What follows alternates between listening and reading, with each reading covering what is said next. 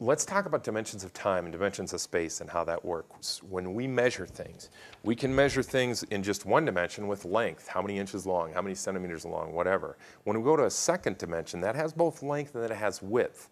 These two dimensions have to be perpendicular to each other. You can visualize it on this rectangle, but actually this forms a plane that would go infinitely in each direction, and it would allow us to get things that have area, square inches, square centimeters, whatever. If we go to a third dimension, which is height, then we'd have this, and we would have another dimension right here that's perpendicular to the previous two dimensions. So now we can get space. We can get things in 3 space. In our universe, we have activity in 4 dimensions of space in black holes, and scientists hypothesize that we must have had activity in at least 9 dimensions of space in the first split second of the Big Bang, so that we end up with protons and electrons being weighted just perfectly and precisely so that we get a universe capable of life. So we have all these understandings of dimensions of space and dimensions of time. And now when we talk about a being existing outside of our space-time dimension, well, what does that mean?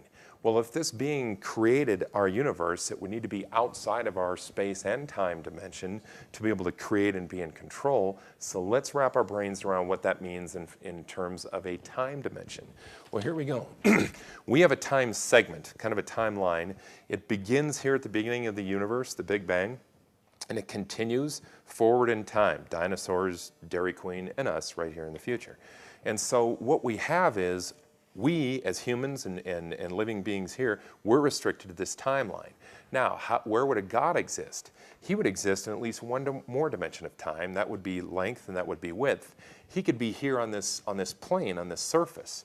So God is, this helps us to reconcile the notion of God being in control, sovereign, while we all have a free will, because with Him being able to be in the future, in the past, and the present simultaneously, this allows for this coexistence to happen.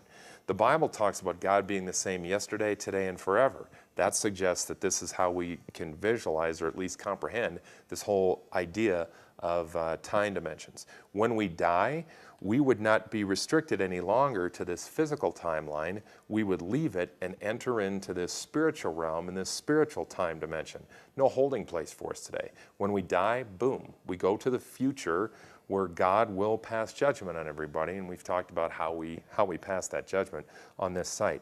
Interestingly enough, one thing that I told my kids when we went to my father-in-law's funeral a few years ago, I said, you know, guys, when we get to heaven, we're going to have a rust day someday where we get to go see what happened during his life. And thankfully for all of us, only the good things that happened during our lives. And we're not going to see it as a movie. God can take us right back to where that thing happened. So this is going to be important. This day we're honoring Russ and his death. And so we were at the cemetery, and I said, okay, so here's what we're going to do.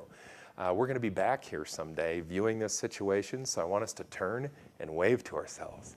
So we turn and we wave to ourselves, and someday we'll be back here and we'll see it. So that may be crazy, but really that's an accurate idea of what it means for us to be part physical, part spiritual. And when we enter this realm, this new time dimension in eternity, and think of the potential for God to create in more dimensions of time and space, it's going to be awesome.